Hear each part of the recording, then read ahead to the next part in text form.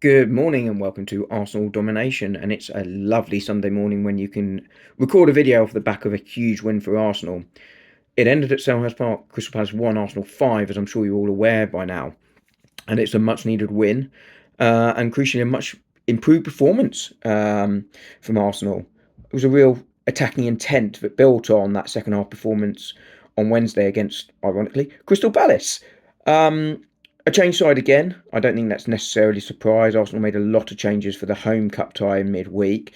Much stronger side today. And I think these changes are quite important at the moment with the number of games we've got going.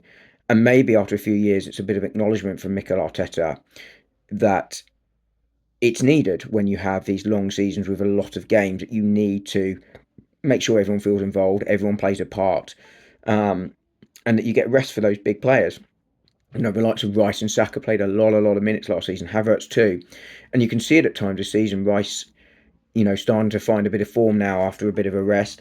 Havertz, has looked tired in recent weeks and is starting to get that rest now. And that's really, really important for them because it will improve their performances going forward. So I don't know if it's that the pennies dropped with Mikel Arteta or just the fact that he now trusts the squad more. But either way, it's a really, really positive bit of news for Arsenal. And I think every time we make these changes and can get the wins, I think it will just build that confidence in both the players, but also Mikel Arteta that this can work. And that's really important. And as I say, I think that's a really positive thing. But we saw Jesus rightly start up front. Havertz was moved back to midfield. Not something I overly want to see too often going forward in terms of Havertz in that midfield role, but it did allow Moreno and Rice to get a rest. Rice, obviously, we know carrying a little bit of a toe injury. Moreno played a lot of football after a couple of injuries of his own this season. Um, you know, so I think that's positive. But what I think it did show was that maybe Mikel Arteta has realised with this recent criticism that we've not done enough going forward in recent weeks. And it was a bit of a release of the handbrake because it was a much more attacking intent seen there with Havertz in a rather than Jorginho or Rice or Moreno. Maybe not quite so balanced, but it did allow us to get at Palace more and sort of create spaces for the goals, which we ultimately saw coming. But it did also allow more space for the opposition, which sort of led to a more frenetic game because Palace had the spaces too. And, that it was more like a performance from a couple of seasons ago rather than maybe last year to some extent. But I think with someone like Moreno there in midfield, you could probably still get that sort of attacking intent there. Maybe not quite to the same level, but protect the defence a little bit differently. But either way, it was really good news and really good to see. And it might just calm down the fans are worried about that, and understandably so, and the media that sort of keep on and on with this narrative that Arsenal can't score goals, which is clearly, daft. But, welcome to the modern world. But anyway, we were 3-1 up at half time. Let's get into the game.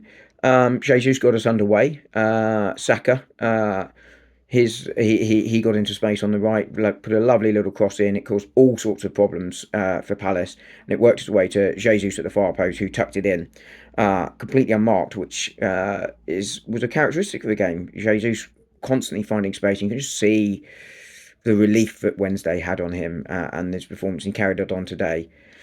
But I spoke about the frenetic nature of the game, and Palace equalised relatively quickly afterwards. Arsenal defensively looked suspect. Now, I spoke about the attacking intent earlier.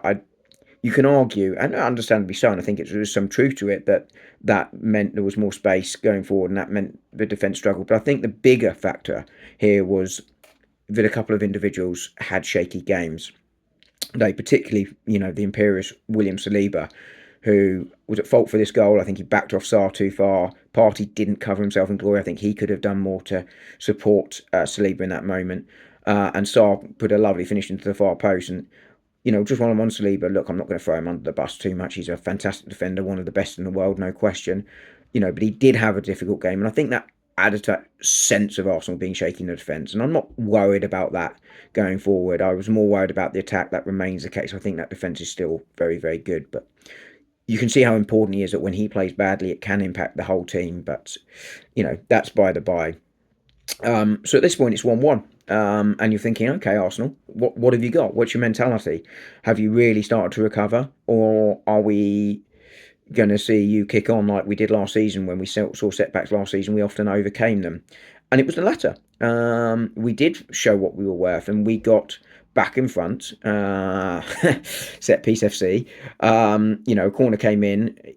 Caused all sorts of issues. You can just see how much teams are struggling and worried about that ball that comes into that 6 yard box where we crowd that 6 yard box. Ball works its way to Party at the back post. He laid it back, and Jesus, you cannot leave a striker in the Premier League unmarked in the box at 12 yards out, and that's exactly what happened. And Jesus fired it home with a lovely finish. Dean Henderson, no chance. But again, why was Jesus left unmarked? Because of that corner routine that teams are so worried about, that they put the bodies there, and that allowed the space there. And Arsenal, crucially, I think, went forward and got a third before half time, and I think that was really important. I think that just took any nerves that might have been in the ground and quietened Selhurst Park back down again. Jesus unfortunate not to get his hat trick. Martinelli had moved to the right because Saka had gone off injured at this point. He worked his way to the byline, pulled it back. Jesus, a lovely header. He hits the post. He's unfortunate, and it comes back, and Kai Havertz tucks it home from 2 yards or whatever it was. Havertz with a goal. Pleased for him. He goes to 11 for the season so far. But, obviously we'd have liked to have seen Jesus get his second hat-trick in 4 days. But what it did show, and I spoke about the attacking intent earlier, and I've spoken in recent weeks about how Arsenal need to get more bodies forward and play centrally and keep their strikers central. And I think that's what Jesus does do in a way that Havertz doesn't do. But I think that's tactical. But getting bodies into the box was crucial. And this goal just highlighted that for me, because I think last week or the week before, I'm not sure we'd have seen Havertz as a midfielder that far forward in the box, finishing those positions. Maybe it's an element of having two sort of number 9s on the pitch. You can argue whether Havertz is number 9 or not, but in theory, that's what he is, as opposed to a midfielder, or whether it was a realisation that we just need to get more bodies in the box. But either way, he was there, he tucked it home, and Arsenal rightly and deservedly 3-1 up at half time. Second half, we got 2 more goals. Jesus, again, with a chance for the hat-trick. Trossard found him after an absolute peach of a ball from Gabriel. Centre half, playing it around like, peak Perlo or something like that. It was a lovely, lovely ball from him. Jesus, again, unmarked in the penalty area. Good save from Henderson, but Jesus should be giving Henderson no chance. And the ball comes back out. Rice has a shot. I think it's a shot. He might claim it's not, but it was a shot. And Martinelli sort of turns it in before Rice got his 5th with an absolute lovely finish from outside the area. And it was a dominant performance from Arsenal, really well deserved. There's a bit of feel good energy back into Arsenal, and that's what we needed after some of the understandable frustration in recent weeks, but also equally a little bit of hyperbole. I think I do rile against that slightly. But a good win, and look, good performance from Jesus. Rested several players. Martinelli, I thought, looked bright on the right. That would have really, really helped him. And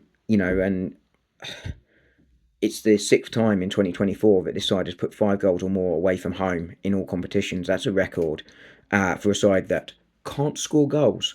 So I think that's really, really pleasing. And as I say, a good win, a feel-good win, and it puts the pressure on Liverpool and Chelsea going into today's games. But I can't do a video on this one without touching on the negatives yesterday, which was, of course, the injury to Bukayo Saka. It looked relatively serious. He left on crutches. That could be a precaution. It could be a bit of mind games, but he did look uncomfortable going down those steps in the video footage for those that haven't seen it. I suspect he's going to be out for a number of weeks. It's his 3rd injury on that side. But we're going to have to find a way now to play without him. And the good news is we're starting to see a couple of players come back into form. Jesus come back into form. Havertz looking less tired. Rice starting to get back to his best. Martinelli was better today. Trossard better today.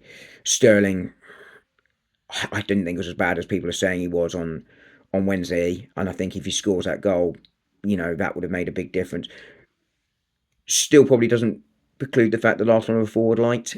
And maybe something they need to look at in the January transfer window. Maybe if Saka's out for 4 or 5 weeks, maybe that sort of edges Arsenal closer towards looking at a solution there. But we will see. But that was a downside. Hopefully, it's nothing serious because whoever we buy in January is not going to be at that level. It's just not going to happen.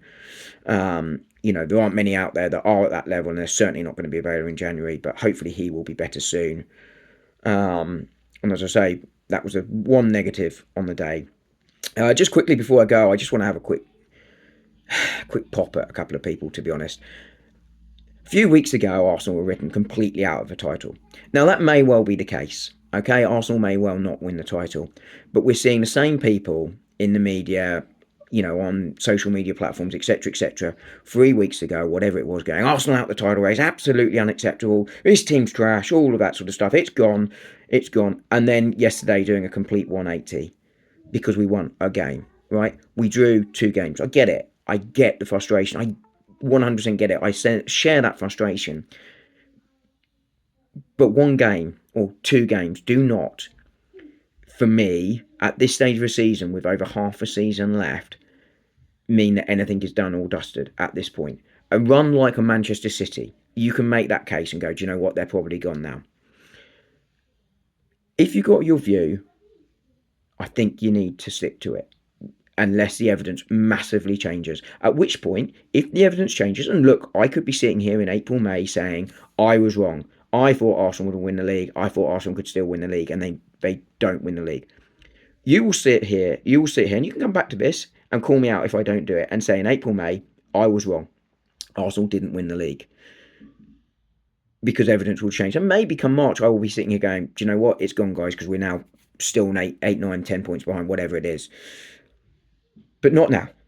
Not when we've seen what this team can do in the past. It needs to go and deliver, unquestionably, but I just get frustrated. I really do with flip-flopping all the time. If we lose in mid-January and, it goes to 6 points or something, people can go, Arsenal out the league again, and then we win again because Liverpool slip up. There's going to be plenty of twists and turns. Let's just see where we are and let's stop this constant changing of opinion on Arsenal are going to win it, Arsenal aren't going to win it, Arsenal are going to win it, Arsenal aren't going to win it. It's really frustrating. I probably shouldn't have ended with this video, but I had to get it off my chest. But there we go. Arsenal, I think, for me, still in the title race. That's been my view since August. It remains unchanged now. A good feel-good win. And let's hope that we can go and do similar to Ipswich, and we should. They just come off the back of a drubbing yesterday on Boxing Day. I'm pretty sure it's Boxing Day. I'm not sure I'll be able to do a video for that game, given it's Christmas Day, Boxing Day, but I will try, and I'll be back before then anyway with one more video, I think, before Christmas. But have a great weekend. Have a lovely day, and I will speak to you all soon. Do like, subscribe, all that stuff. But, it's less important than an Arsenal win yesterday. See you all soon. Cheers. Bye.